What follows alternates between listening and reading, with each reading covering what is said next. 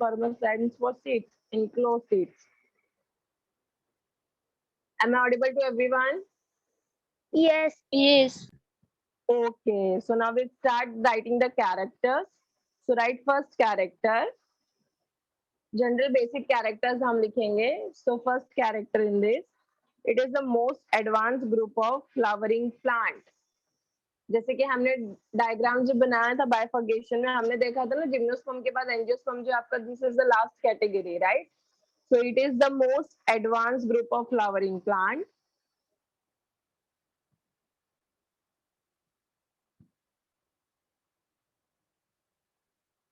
Done. Second point लिखो. Seeds are enclosed. Seeds are enclosed. अब मुझे एक बात बताओ, जैसे कि फर्स्ट लेक्चर में we have discussed it. Gymnosperm में seeds were naked. That's why fruit and flowering also absent, right? यहाँ पे seeds are enclosed. Seeds enclosed है तो किस चीज की वजह से enclosed होगा? Fruit. Yes, very good. So seeds are enclosed within the fruit. Fruit के अंदर enclosed है. Okay, seeds are enclosed within the fruit. Next point लिखो. Angiosperms are basically present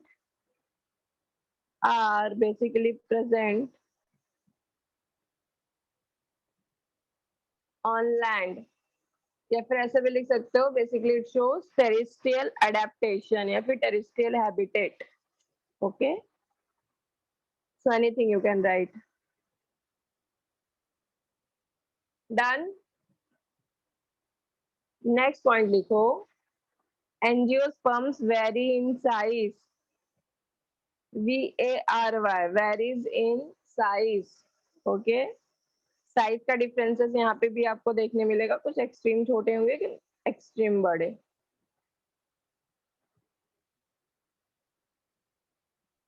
ना यहाँ पे भी अल्टरनेशन ऑफ जनरेशन जो हम अभी तक देखते आ रहे थे, स्पोरोफाइट, गैमेटोफाइट. थैलो और ब्रायो में gametophyte was dominant, right? Pteridophyte and gymnosperm में sporophyte was dominant. So now in angiosperm यहाँ पे भी हम हेटेरोमॉर्फिक अल्टरनेशन ऑफ जनरेशन देख रहे हैं. सो एंजियोस्पर्म आल्सो शोज, लिखो, heteromorphic. Hetero stands for different, morphic stands for morphology, right? So alternation of generation.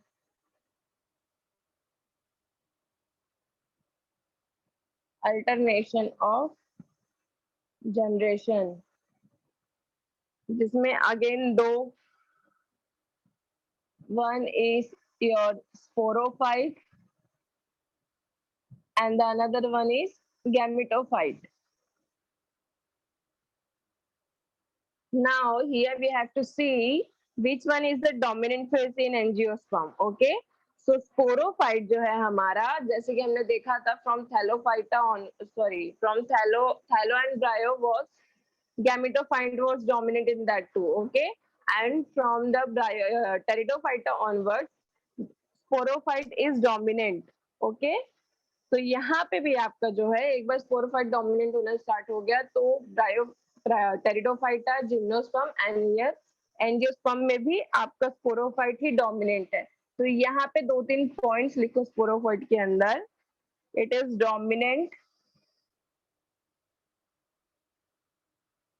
Dominant phase. Then अब मुझे एक बात बताओ, आप लोगों को अगर याद होगा, मैंने एक ऐसा रफली प्लांट का डायग्राम बनाया था, याद है?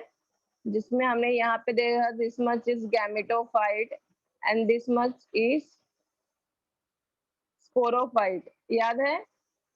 तो वहां पे हमने हैप्लॉइड कंडीशन भी लिखा था, ploidy level, that gametophyte is haploid and sporophyte is diploid. याद है? Yes. Okay, so here also sporophyte आपका डोमिनेंट फेज है. It is as well as diploid in condition. Okay, it is diploid. अब मुझे एक बात बताओ, आपका ये जो स्पोरोफाइट कंडीशन है वहां पे यू कैन सी आपका क्या क्या कवर अप हो रहा है, फ्लावर्स कवर अप हो रहा है, लीव्स कवर अप हो रहा है, राइट। तो लीव्स में क्या होता है, फोटोसिंथेसिस होता है। तो with the help of leaves, या फिर हम बोल सकते हैं जो किसमें कवर अप हो रहा है, स्पोरोफाइट में। So sporophyte shows autotrophic, okay, sporophytes are autotrophic. समझा कैसे, किस बेसिस पे? आप अच्छा लोग, Yes. because sporophyte में आपका leaves, flowers, everything is covering here, so it is diploid in condition as well as it shows autotrophic. Gametophyte में just opposite to this, यहाँ पे dominant है तो it will be recessive, right?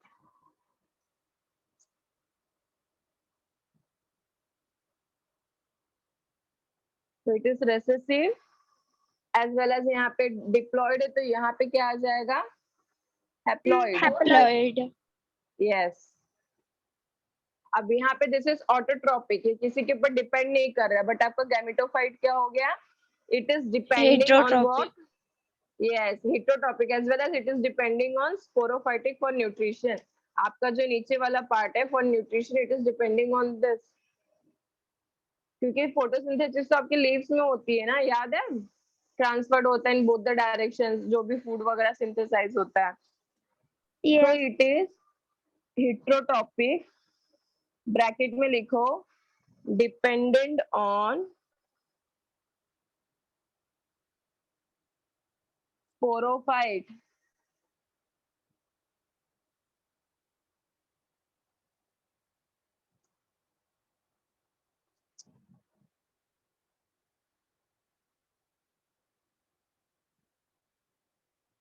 Done, समझ में आया सबको यहाँ तक?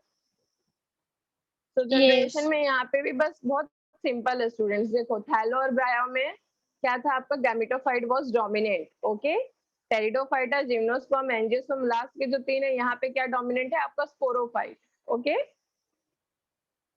Yes. नाउ वी नो कि जो भी डोमिनेंट फेस है that is responsible, okay. So rough करूं मैं, हो गया सबका इतना?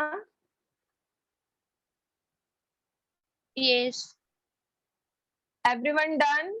Should I rub it?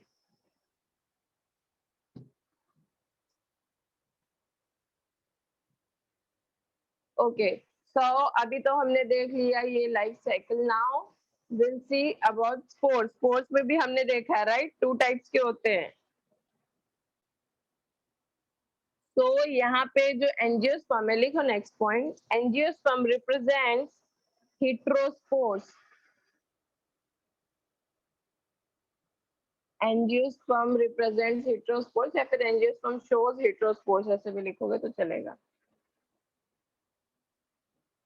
Which is again divided into two, male and female, याद है ना? So Yes. मेल वाला कैसा होता है, इट इज स्मॉल, इसलिए उसको क्या बोलते हैं हम, माइक्रोस्पोर्स,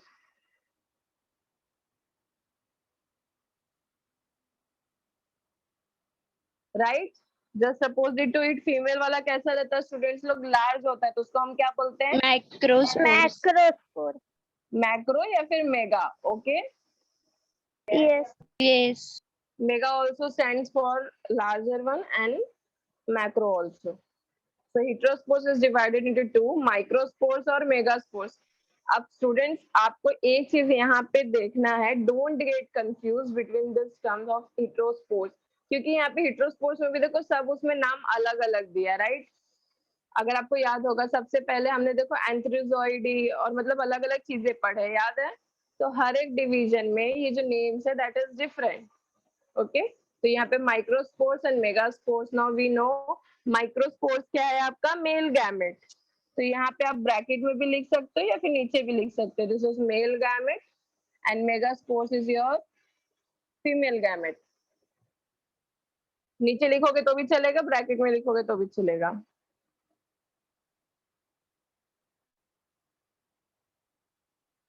अब माइक्रोस्पोर्स जो है आपका वो है क्या और प्रेजेंट कहाँ रहता है? So angiosperm is a proper flowering plant, right. Proper flowering plant है तो यहाँ पे रिप्रोडक्शन वगैरह एकदम प्रॉपर होता है। तो आपने पॉलन ग्रेन्स का नाम सुना है student? Yes. which Yes. is a male gamete. Okay, so pollen grain as the male gamete. तो यहाँ पे microspores में हमने male gamete लिखा. Male gamete हमें पता है it is pollen grain. Okay, so microspores, और ऐसा लिख सकते हो तुम इसको, मतलब माइक्रोस्पोर्स ही आपका क्या है, और लिखो या तो डाइटिस लिखो, दैट इज pollen grains.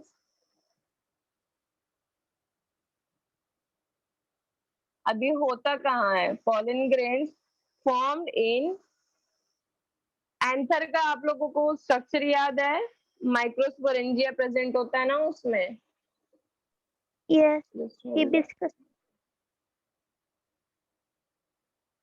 ये देखो ऐसा याद है, डायसेक्शन ऑफ एंथर. तो दिस इज pollen sacs, और यहाँ पे आपका क्या प्रेजेंट है, ओके. सो आपका जो pollen grains होता है, it is formed in microsporangia और anther. Okay, pollen grains formed in microsporangia और डायरेक्टली ऐसा एंथर.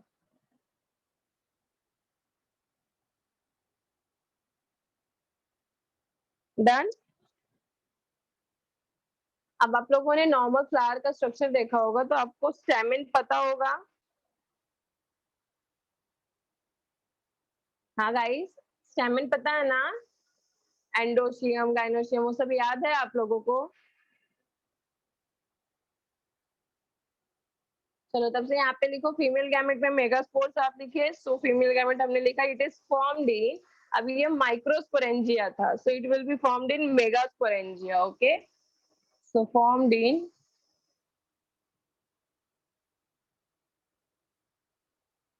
Megasporangia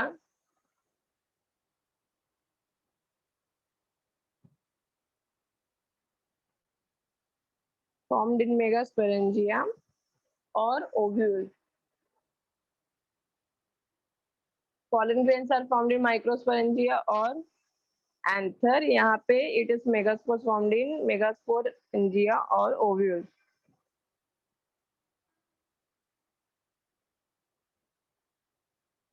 Done. समझ में दोनों पॉइंट्स. Yes. Yes. ओके, अब इसके नीचे एक पॉइंट लिखो बच्चा लोग, हाईली स्पेशलाइज्ड, स्पेस नहीं है यहाँ पे, आप लोग लिखो इस नीचे, highly specialized microsporophyll,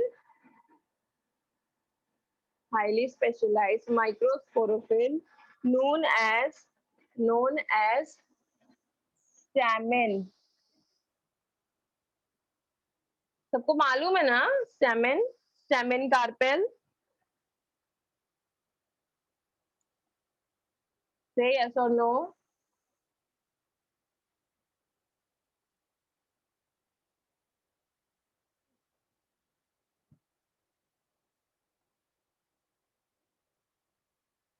Done.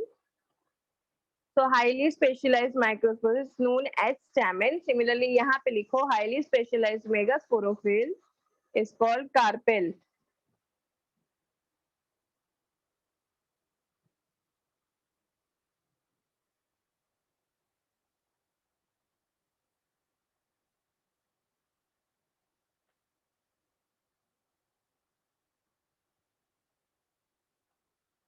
Done. Yes. Stamen नहीं पता आप लोगों को, ये देखिए एंथर होता है, this is your stamen. Anther का स्ट्रक्चर याद है ऐसे, this is anther, this is filament, याद है. So Yes. this hole is called Yes. as stamen. Okay. तो यहाँ तक हो गया सबका. रब करूं. Yes. ओके, अभी हम फ्लोरल वर्ल्स देखेंगे. Okay,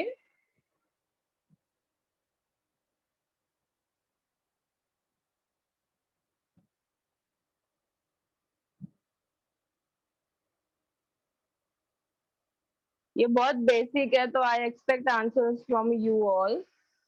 So corolla was divided into two parts. One is accessory. याद है ना, ये सब पहले किया है आप लोगों ने. Accessory was, and the another Essential one was. is, yes, very good.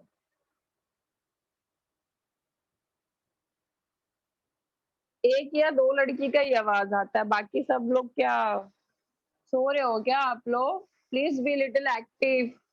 कुछ डाउट है तो please ask. Okay, accessory words में हमने क्या देखा था? It is divided into two, that is calyx and corolla. Yes, calyx मतलब क्या होता है बच्चा लोग? It is known as sepal, and corolla आपका जो है that is your Petals. petal. Yes, very good. Essential verbs is also divided into two parts. One is, Androecium. And Gyne- gynoecium.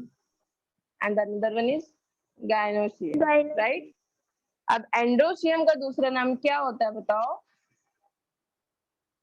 Microscope. Stamen. Students लोग, कब से मैं आपसे पूछ रही थी ना, stamen stamen stamen. And gynoecium is your carpel. Carpel. Yes. Yes. So write it.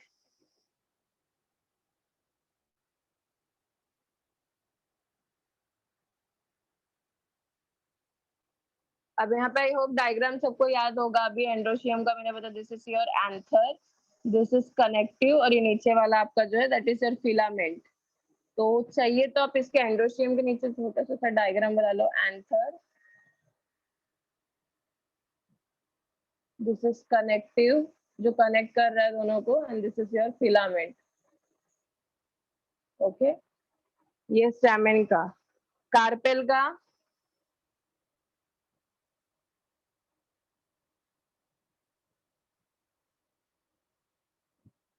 This is your carpel. Okay, so नीचे जो बल्जी वाला पार्ट है that is your ovary.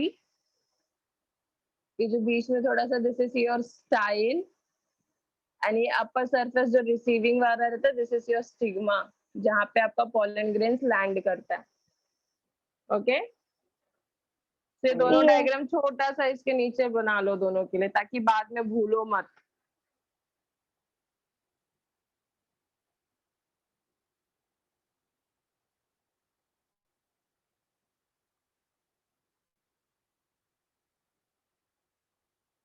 Done this?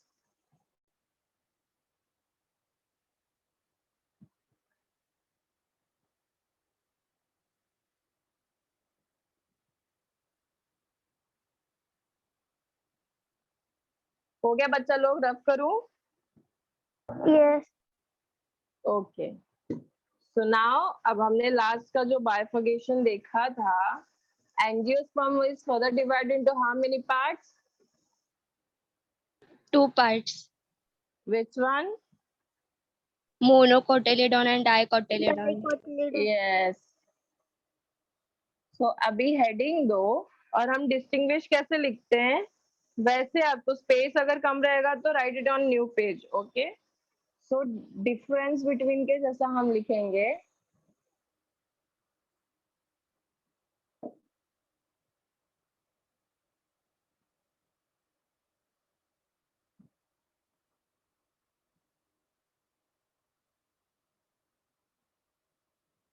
Okay, यहाँ पे ऐसे लाइन मार देना.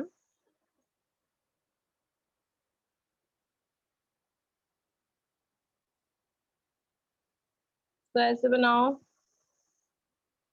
So angiosperm is divided into two, monocotyledon and dicotyledon. अभी फटाफट डिफरेंस बिटवीन जैसे हम लोग पॉइंट्स करके लिखते जाएंगे. Okay,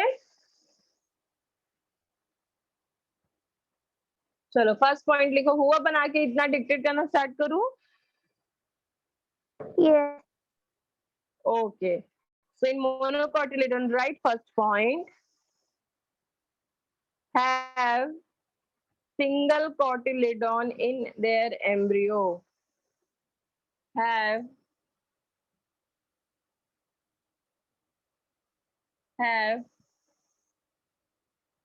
single cotyledon in their embryo. Cotyledon पता है ना बच्चा लोग?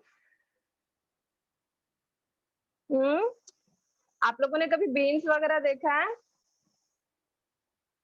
बीन्स हो गया, राजमा वगैरह हो गया, ये सब देखा है आपने जब आप सोक करके रखते हो पानी में, फिर नेक्स्ट डे देखो आप उसको अगर ब्रेक करोगे तो it will be divided into 2 parts like this, right?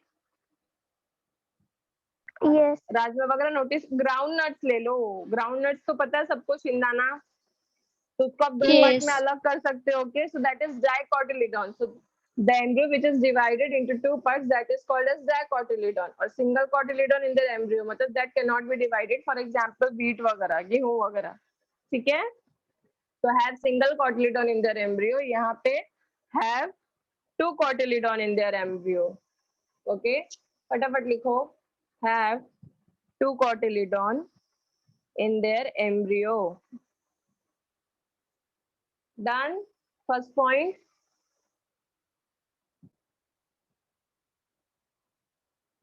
Second point बोलू? Yes. Yes. Okay. So monocotyledons mostly जो ये वाले होते हैं, they show adventitious root system. Adventitious मतलब याद है ना? Adventitious is also called as fibrous root system, जिसमें hair like structures होते हैं. अब मोनोकोटिलिडॉन का सबसे बेस्ट एग्जांपल मैं अगर आपको बोलूँ ना, तो आप लोग वीट याद रखो, ठीक है? गेहूं, उसका तुम अगर रूट्स भी देखोगे ना तो इट इज एडवेंटिशियस लाइक, मतलब हेयर लाइक स्ट्रक्चर. तो यहाँ पे 2-3 चीजें कवर अप हो जाएगी आपका. सिंगल कोटिलिडॉन भी आपको याद रहेगा, as well as fibrous root का भी एडवेंटिशियस, ओके? तो यहाँ पे लिखो शोस एडवेंटिशियस रूट,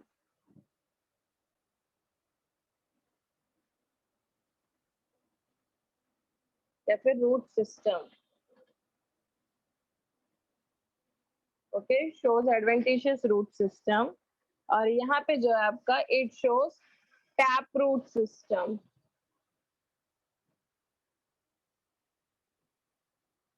टैप वाला याद है ना,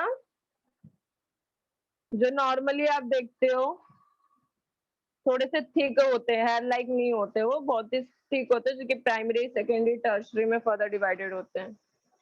done this. Now right third point. यहाँ पे जो आपका मोनोकोटिलिडन होते हैं ना, बहुत ही रेयरली ब्रांच होते हैं. ब्रांच यहाँ पे आपको जल्दी देखने नहीं मिलेगा. सो stem is rarely branched.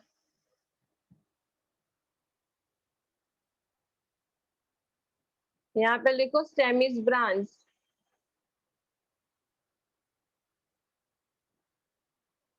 Done. मतलब यहाँ पे ऐसे सिंपल ही फ्लावर रहेगा, ब्रांचेस बहुत कम दिखेंगे, जबकि यहाँ पे ऐसे ब्रांचेस पे ब्रांचेस इज डिवाइडेड, ओके? समझ में आया? Yes. ओके, नेक्स्ट पॉइंट यहाँ पे लिखो, लीस्ट शोस पैरेलल वेनेशन. आप लोगों को पता है ये क्या होता है? Yes. जिसको नहीं पता ध्यान दो. पैरेलल वेनेशन इज लाइक, आप लोगों ने 2 टाइप के लीव्स देखे होंगे, तो ये जो कटिंग्स होती है this is called as venation, okay? So यहाँ पे पैरेलल वेनेशन मतलब फॉर एग्जांपल आप उसमें केले का पत्ता देखे हो आप लोग, जिसमें मतलब खाना, साउथ इंडियंस खाना वगैरह खाते हैं, it also shows parallel venation, okay? तो यहाँ पे ये आपस में जो होता है ना, डाइसेक्ट नहीं करता है, they are parallel line, so it is called parallel venation. और जबकि यहाँ पे it shows reticulate venation.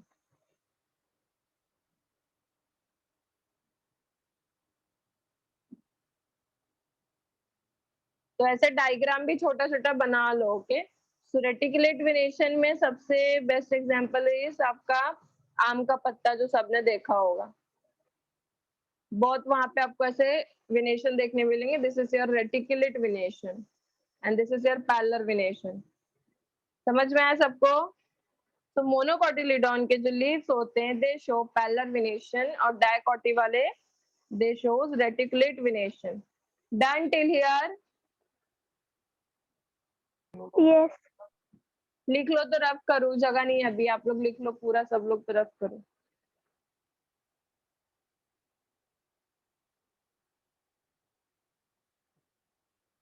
Done? Yes. Okay.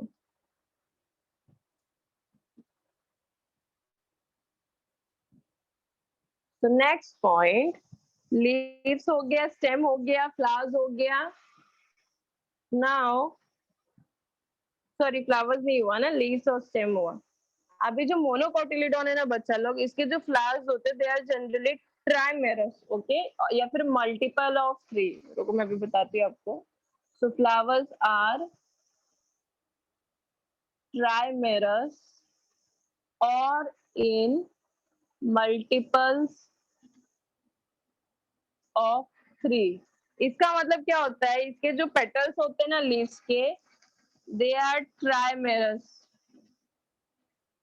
ऐसे होते हैं, या तो ऐसे होंगे या तो मल्टीपल ऑफ 3, मतलब 3, इसके पीछे 3 और उसके पीछे 3 और. तो या तो यहाँ पे 3 पेटल होंगे, या तो 6, या तो 9, या तो 12. समझ में आया? तो ऐसे मल्टीपल्स में होते हैं, या तो 3 सिंगल या तो ऐसे. समझ में आया? Yes. Yes. ओके. सो डाइकॉट में क्या होता है, यहाँ पे जो फ्लावर्स होते हैं, फ्लावर्स आर टेट्रामेरस. ट्राई मतलब 3, टेट्रा मतलब 4. ओके, तो यहाँ के फ्लावर्स कैसे होते हैं, दे आर टेट्रामेरस और पेंटामेरस. ओके, तो इन अ 4 या फिर 5 या फिर मल्टीपल्स में. Okay, so this is 4 tetra and this is penta. समझ में आया?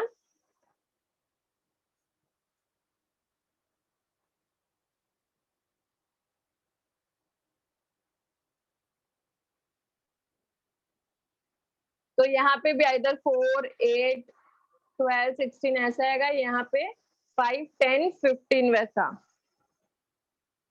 तो मोनोकॉट में 3 या फिर 6, 9, 12 ऐसे मल्टीपल्स, या फिर 4, 5 ऐसा. समझ में आया सबको? Yes. ओके, चलो अभी नेक्स्ट पॉइंट मोनोकॉट में लिखो.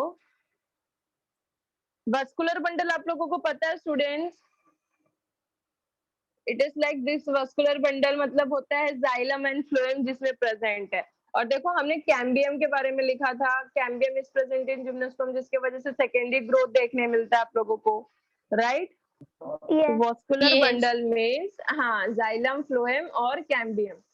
तो मोनोकोटिलीडॉन्स जो होते हैं इसके वस्कुलर बंडल कैसे होते हैं? वस्कुलर बंडल इज, लिखो वस्कुलर, यू है ये, bundle is conjoined,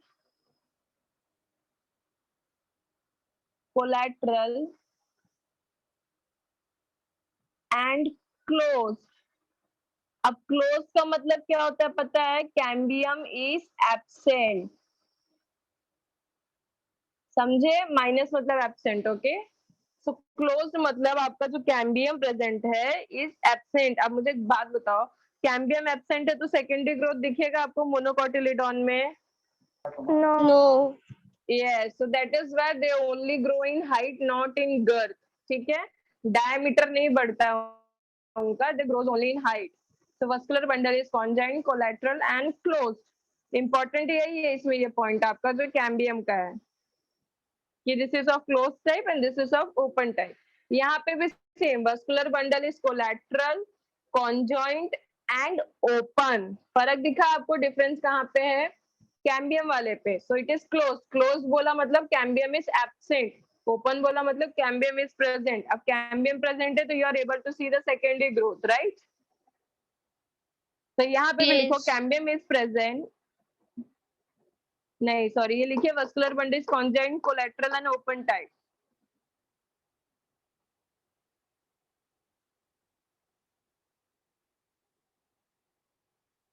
डन. अब यहाँ पे नेक्स्ट पॉइंट लिखो. अब कैम्बियम यहाँ पे आपका जनरली जो है ना एब्सेंट है, लेकिन सम ऑफ, सिर्फ कुछ ऐसे मोनोकॉट प्लांट्स हैं जिसमें कि आपका सेकेंडरी ग्रोथ दिखता है. ठीक है, तो यहाँ पे लिखो since cambium is absent, since cambium is absent, secondary growth is absent in monocots. Since cambium is absent, secondary growth is absent in monocots. Done. Only few plants show secondary growth. Even you can write in this way, secondary.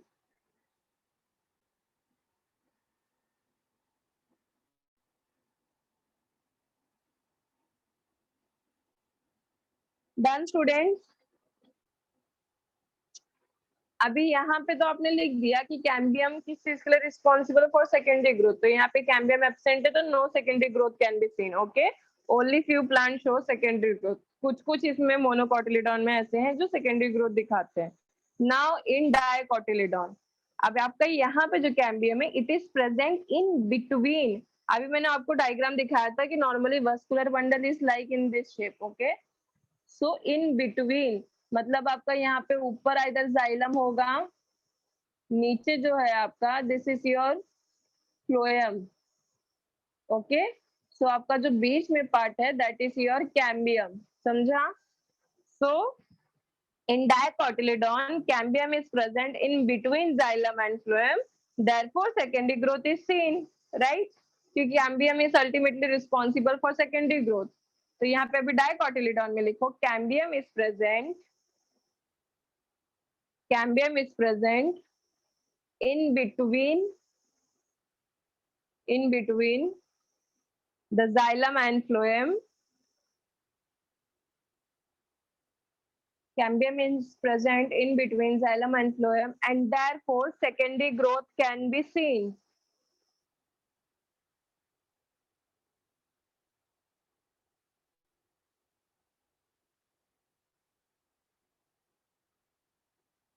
Done? समझ में आया सबको?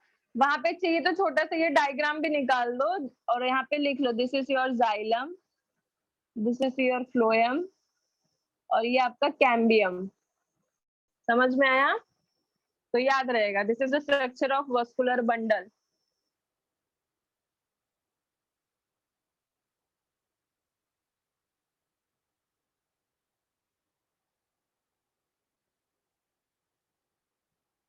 Done students still here?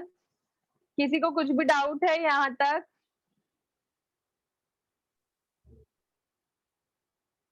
से either yes और no.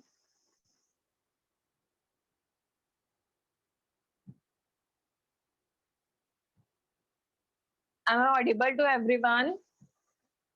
Yes. Yes. Okay. So now till here clear? सबका हो गया लिख के? Now we write the example. So monocotyledon में examples लिखो. Z maize, जिसका कॉमन नेम है मेज. ठीक है, so example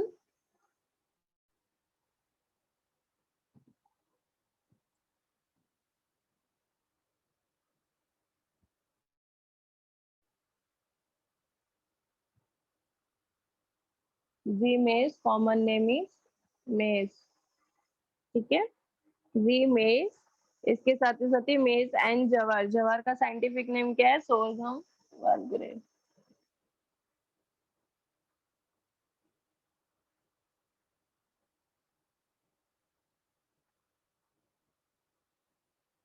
समझ में आया? तो ये एग्जाम्पल मोनोकोटिलीडॉन का है, मेज एंड जवार. डायकॉट का एग्जाम्पल इज आपका सनफ्लावर, जिसका साइंटिफिक नेम है हेलियांथस एनस. कॉमन नेम भी ब्रैकेट में लिखो, दैट इज सनफ्लावर. ओके, दूसरा है चाइना रोज. चाइना रोज मतलब पता है ना, शू फ्लावर जो आप वो करते हो. सो हिबिस्कस रोजा chinensis and the common name is China rose.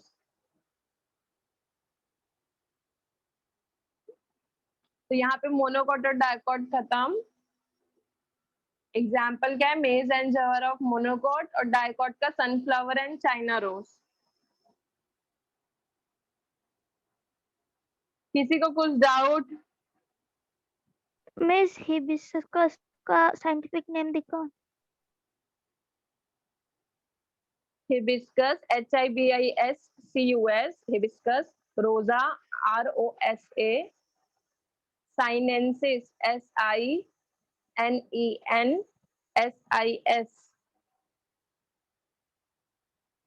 Yes miss. Done. Yes. Okay, सबका हो गया। Yes. ओके,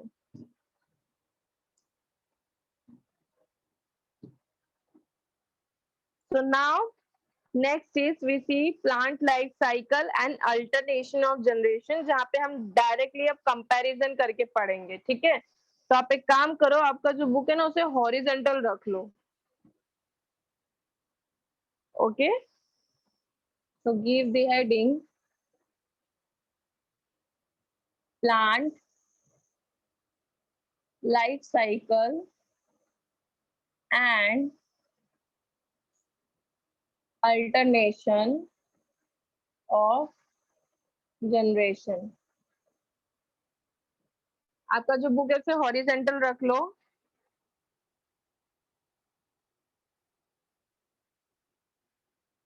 हम लोग यहाँ पे डायरेक्ट ना कंपेयर करके पढ़ेंगे। Okay,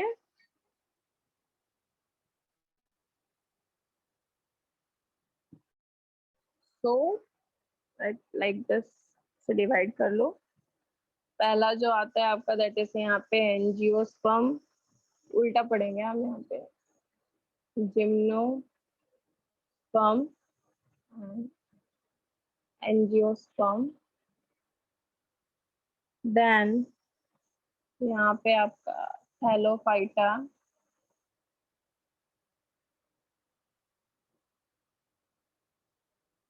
bryophyta, pteridophyta.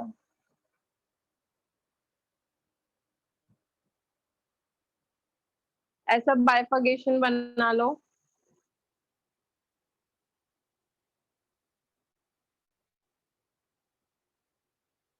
Plant life cycle and alternation of generation।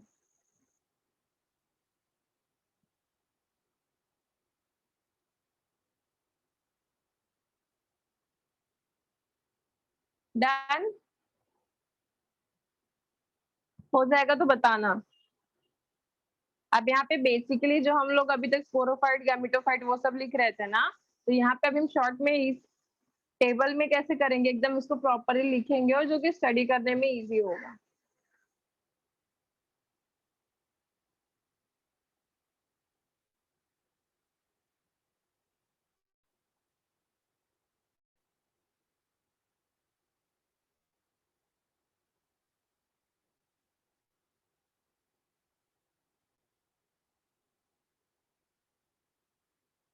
Done, table बना के हुआ बच्चा लोग? यस। ओके, तो चलो अभी फर्स्ट वाला जिम्नोस्पर्म और एंजियोस्पर्म में लिखो, जिम्नोस्पर्म्स एंड एंजियोस्पर्म्स,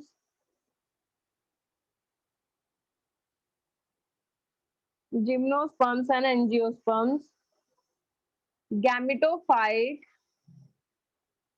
मुझे अब एक बात बताओ, जिम्नोस्पर्म और एंजियोस्पर्म में हमने क्या पढ़ा है, डोमिनेंट क्या होता है, गैमेटोफाइट या स्पोरोफाइट? स्पोरोफाइट। Sporophyte. यस, तो यहाँ पे आपका जो डोमिनेंट है दैट इज योर स्पोरोफाइट। तो अल्टीमेटली गैमेटोफाइट क्या हो गया, it is in reduced, okay, recessive. तो ज्यादा क्या होगा, जो डोमिनेंट होगा वो ज्यादा होगा। सो स्पोरोफाइट इज डोमिनेंट एंड आपका जो गैमेटोफाइट है इट इज मच रेड्यूस्ड। तो यहाँ पे लिखो gymnosperm and angiosperms, gametophyte is gymnosperms and angiosperms, gametophyte is much reduced and exists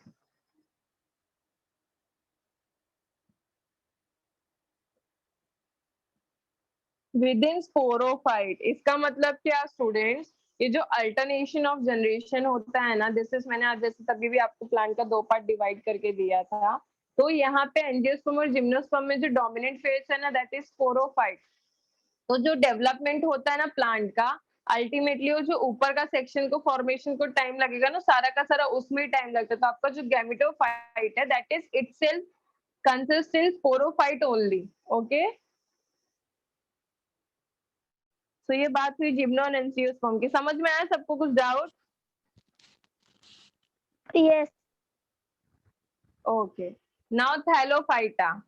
Thallophyta में हमने देखा था इन अलगे, अलगे में अलगे डिस्कवर हुआ था हमारा थैलोफाइटा में, राइट?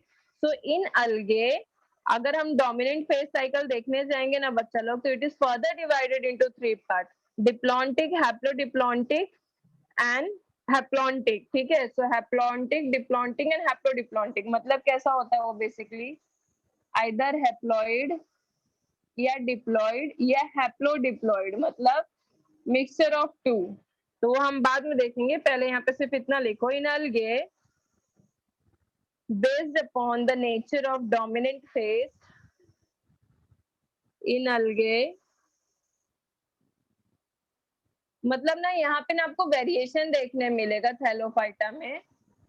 हैप्लॉन्टिक, अगर हैप्लॉइड ज्यादा डोमिनेंट हुआ तो life cycle will be haploid, diploid ज्यादा डोमिनेंट हुआ वो, और दोनों भी इक्वली को डोमिनेंट हुआ ना, तो 50-50% आपको देखने मिलेगा, that is called as haplodiplontic.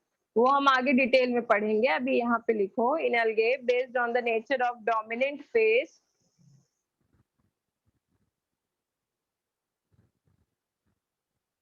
it is called haplontic, it is called haplontic, comma diplontic, comma sorry, or haplodiplontic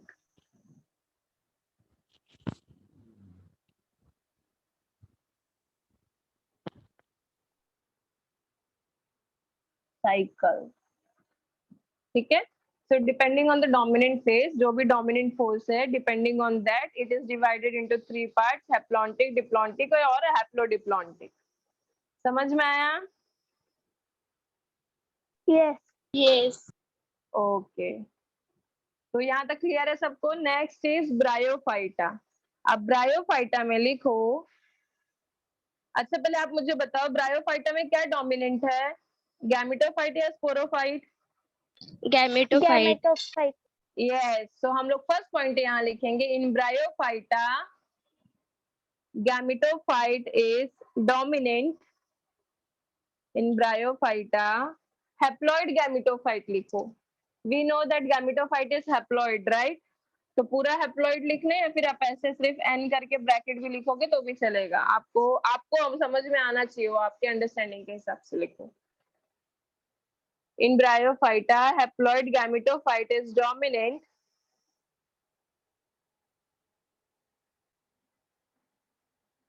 okay. अब यहाँ पे ब्रायोफाइटा में स्टूडेंट्स आपका जो गैमेटोफाइट है दैट इज डोमिनेंट, ओके। तो जो डोमिनेंट होगा वही कामकाज करेगा, राइट? जैसे मैंने आप लोगों को घर का भी एग्जांपल दिया था, मॉम एंड डैड का। तो जो डोमिनेंट है रिस्पॉन्सिबिलिटी भी ज्यादा उसकी है। तो यहाँ पे आपका gametophyte is dominant, therefore gametophyte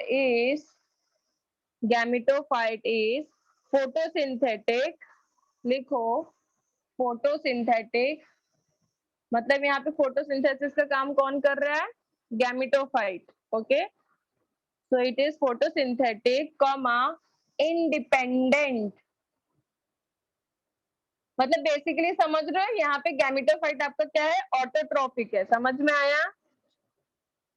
basically it is Yes. Autotrophic. तो फोटोसिंथेटिक है, इंडिपेंडेंट है, फुल स्टॉप। या फिर फुल स्टॉप मत लिखो, या फिर वेयर एज ऐसे लिखो, whereas sporophyte is short lived. Sporophyte आपका कैसा रेड्यूस स्टेज है ना, यहाँ पे आपका, यहाँ पे गैमेटोफाइट इज डोमिनेंट, तो आपका स्पोरोफाइट क्या हुआ? रेड्यूस है, तो it is short lived, okay. So sporophyte is short-lived comma multicellular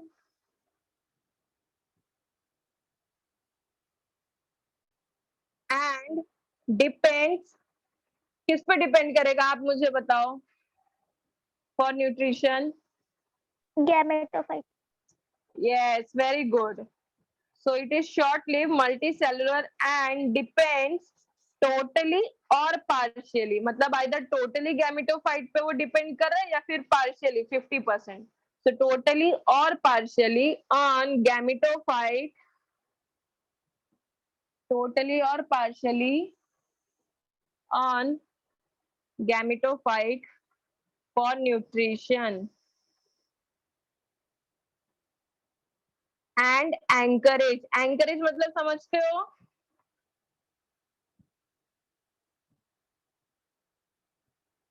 ANCHORAGE नहीं दिख रहा है ना?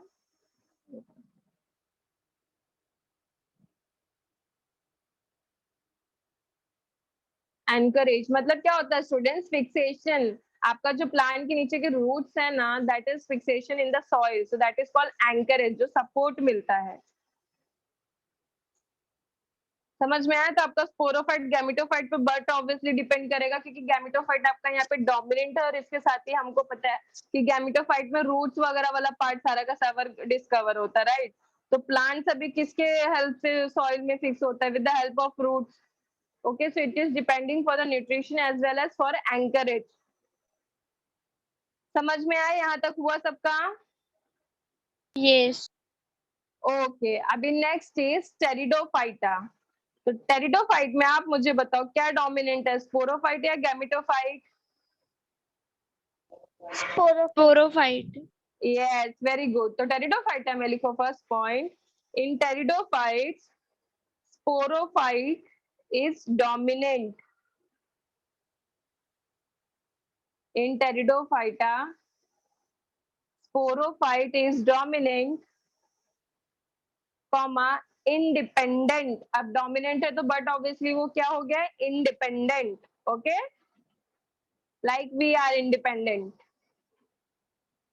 सो sporophyte is dominant, comma independent and, अब मुझे आप बताओ pteridophyta is the dash first plant in plant kingdom. क्या आएगा answer? True terrestrial. True terrestrial, very good. उसके साथ और एक चीज, एक वर्ड बताया था मैंने आप लोगों को, Amphibia. फर्स्ट। नहीं बाबू, एम्फीबियन कहाँ इसमें आएगा? एम्फीबियन तो ब्रायोफाइटा होता है ना dear. We are Yes. Talking about Vascular pteridophyta. plant. Yes, yes, very good, exactly. That is the vascular plant is the answer. Okay, so in Pteridophyta, sporophyte is dominant, comma independent and vascular plant. Pteridophyta का हमने एक खासियत देखा था ना, it is the first vascular plant. Bryophyta is amphibian. हर एक plant का कुछ ना कुछ स्पेशलिटी है। ओके, सो वस्कुलर प्लांट लिखे वहां तक। अब ये हमने स्पोरोफाइट का लिखा। अब यहाँ पे हैप्लॉइड आपका जो गैमेटोफाइट है वो कैसा है वहां पे लिखते हैं। चलो, स्पेरोफाइट हुआ यहाँ पे, vascular plant full stop. Next point लिखो टेरिडोफाइटा में, gametophyte is haploid comma multicellular. Gametophyte is haploid, HAPLOID, haploid, comma multicellular,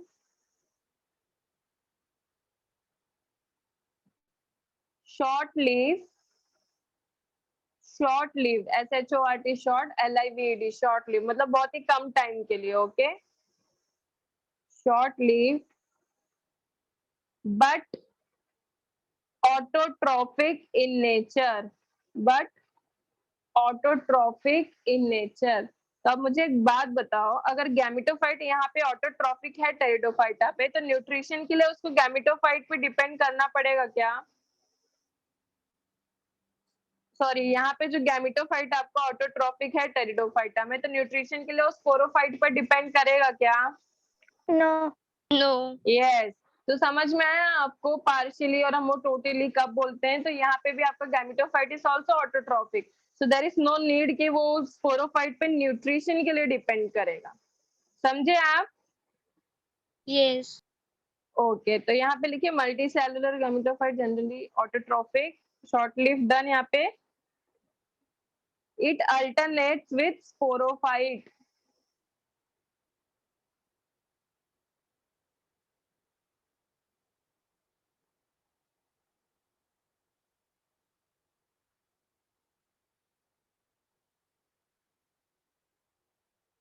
done? Yes. Yes. Okay, चलो अभी एक बार सारा का सारा रिवाइज कर लेते, देख लेते हैं हम। सबसे पहले जिम्नोस्पर्म और एंजियोस्पर्म में हमने लिखा था, जिम्नोस्पर्म एंड एंजियोस्पर्म में कौन सा होता है dominant? Sporophyte is Sporophyte. dominant, Sporophyte. yes, and gametophyte is much reduced, right?